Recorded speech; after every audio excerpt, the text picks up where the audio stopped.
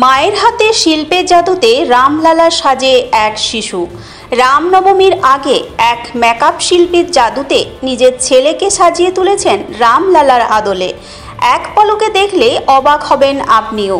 বাঁকুড়া শহরের স্কুলডাঙ্গার বাসিন্দা মেকআপ শিল্পী চৈতালি বিশ্বাস এর আগেও তার সৃজনে নজর কেড়েছেন। তার স্কুলডাঙ্গার বাসভবনে এবার রামনবমীর প্রাক্কালে নিজ হাতে ছেলেকেই রূপ দিয়েছেন রামলালার। অযোধ্যার রাম মন্দিরের রামলালা যেন তার বাড়িতেই বিরাজমান। শিল্পী মা জানিয়েছেন, ছেলে আয়ুষ্মান বিশ্বাসকে এই রূপ দিতে টানা প্রায় 10 ঘন্টা সময় লেগেছে। রামলালার আদলে মুখের অবয়ব থেকে অঙ্গসজ্জা এবং বিভিন্ন অলংকারের মেলবন্ধনে ছেলেকে জীবন্ত রামলালার রূপ দিয়েছেন চৈতালি দেবী। মায়ের হাতে শিল্পের জাদুতে রামলালার রূপ পেয়ে খুশি ছেলেও। তার কথায়, মা এর আগেও নানান এমন অনেক শিল্প সৃষ্টি করে নজর কেড়েছেন।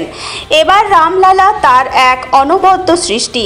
এদিকে চৈতালি দেবীর পড়শি থেকে ছেলের বন্ধু বান্ধব অনেকেই এই রামলালা দর্শনে আসেন। তারা এক নজরে দেখে আসল রামলালার সাথে ফারাক কার্যত টেরেই পাননি। ফলে তারা সকলেই চৈতালি দেবীর এই সৃজনের প্রশংসা করেছেন। আমি খুবই হ্যাপি। মামাম তো প্রতিটা উৎসবের আগেই কিছু না কিছু তো অন্তত সাজায়, কোনো থিম, যে পুজোটা আসছে তার আগে সেই থিম নিয়ে কিছু করার চেষ্টা করে। তাই আমি মাম্মাকে বলেছি, না আমার উপরেও খেলবো, কোনো যদি মেকআপ করা যায় আমার উপরে করে দেখো। তো আমি আজকে রামচন্দ্র সেজে আমি খুবই হ্যাপি। আমি ক্লাস 4 এ পড়ি। এই চিন্তা ভাবনাটা আমি মাঝে মধ্যে এরকম কাজ করি। এর আগেও আপনারা দেখেছেন যে আলু দিয়ে আলুর তারামা বানিয়েছি, বেগুনের শিবলিঙ্গ বানিয়েছি।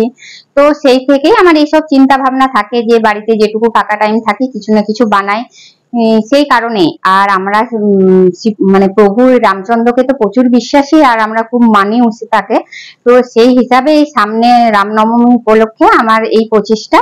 আর আমার ছেলে, যাকে আমি আজকে এই রূপটা দেওয়ার চেষ্টা করেছি, সে নিজেও খুব রাম ভক্ত, আর সেই কারণেই আমরা রামচন্দ্রকে তুলে ধরার চেষ্টা করেছি।